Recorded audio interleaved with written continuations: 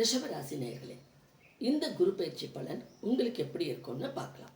Okay, இதுவரை மிதுனத்தில் உங்களுக்கு 2ஆம் இடத்துல இருந்த குரு பகவான் ஓரளவு நன்மையை செய்து கொண்டு தான் இருந்தார்.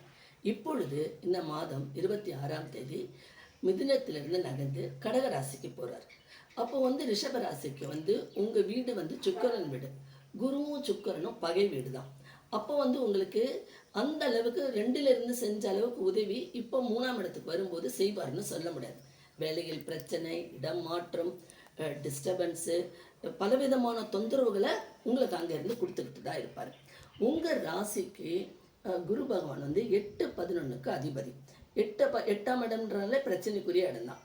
அது எப்போவுமே பிரச்சனை தான். தனுசு ராசி, மீன ராசி. 11 இடம்ன்றது பாக்கியஸ்தானம்.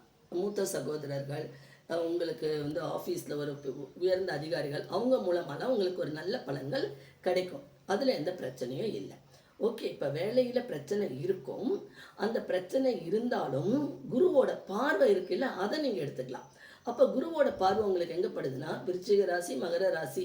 7ஆம் இடமாக விருச்சிக ராசி, 9ஆம் இடமாக மகர ராசி, 11ஆம் இடமாக மீன ராசி. அப்போ 7ஆம் இடம்னா பிரிந்த தம்பதியினர் ஒன்று சேர்வர்கள், கல்யாணம் நடக்கும். 9ஆம் இடம்ன்றது பாக்கியஸ்தானம். நீங்கள் என்னெல்லாம் எதிர்பார்க்குறீங்களோ அதெல்லாம் கிடைக்கும். 11ஆம் இடமும் மூத்த சகோதர சகோதரி வழியில் உங்களுக்கு உதவி கிடைக்கும். ஓகே ஃப்ரெண்ட்ஸ், இந்த குரு பயிற்சி உங்களுக்கு இருக்கிற இடம் சரியில்லைனாலும் பார்வையும் அதன் அதிபதியும் உங்களுக்கு சப்போர்ட்டாக இருக்குது. நீங்கள் வழிபட வேண்டிய தெய்வம் குரு பகவான், குருஸ்தலம். ஓகே ஃப்ரெண்ட்ஸ், இந்த எபிசோட் பிடிச்சிருந்தால் லைக் பண்ணி ஷேர் பண்ணுங்கள். மீண்டும் சந்திப்போம்.